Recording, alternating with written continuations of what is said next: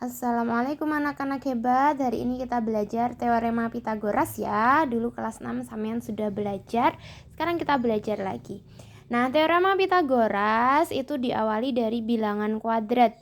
Jadi bilangan kuadrat itu kalau misalkan ada satu kuadrat berarti 1 kali 1 hasilnya sama dengan 1. Kemudian ada 2 kuadrat berarti ya sama. 2 kali 2 sama dengan 4. Oke. Kemudian ada 3 kuadrat berarti bukan 3 kali 2 ya, tapi 3 kali 3, 9. Ada 4 kuadrat, pasti sudah tahu hasilnya 16. Kemudian 5 kuadrat hasilnya adalah 25. Lanjut 6 kuadrat 36. 7 kuadrat sama dengan 49. 8 kuadrat 64. 9 kuadrat 81. Nah, sampean harus hafal ya ini ya, sehingga nanti kalau misalkan mencari akar dari bilangan kuadrat sudah langsung bisa. Nih 12 kuadrat 144 dan seterusnya. Oke.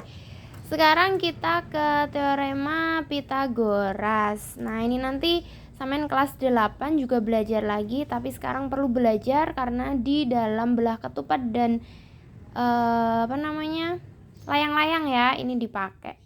Oke, teorema Pitagoras itu hanya dipakai pada segitiga siku-siku saja. Selain segitiga siku-siku dia nggak bisa ya. Jadi misal ada segitiga siku-siku, misal panjang sisi tegaknya adalah A dan B, sedangkan panjang sisi miringnya adalah C.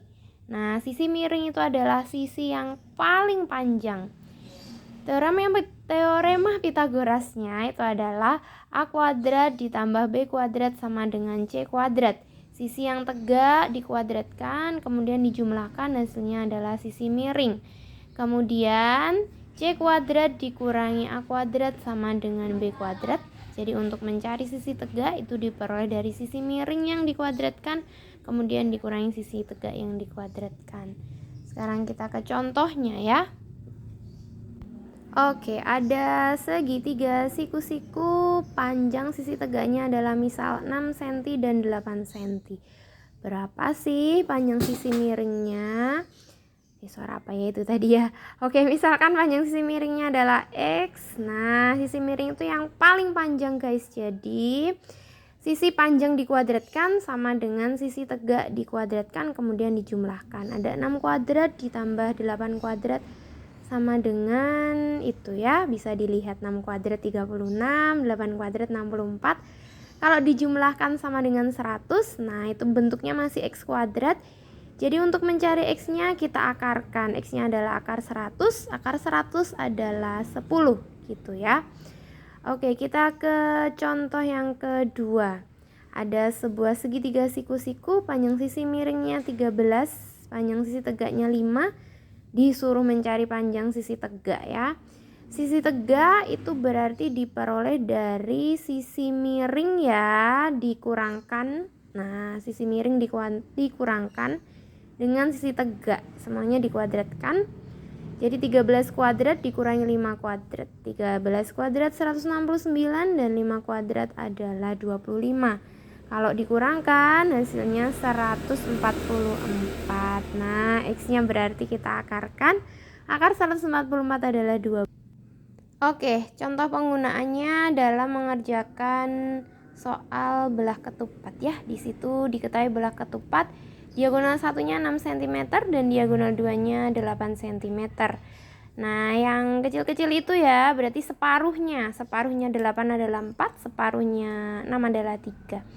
Keliling belah ketupat kan rumusnya 4 kali sisi, berarti kita cari panjang sisinya ya.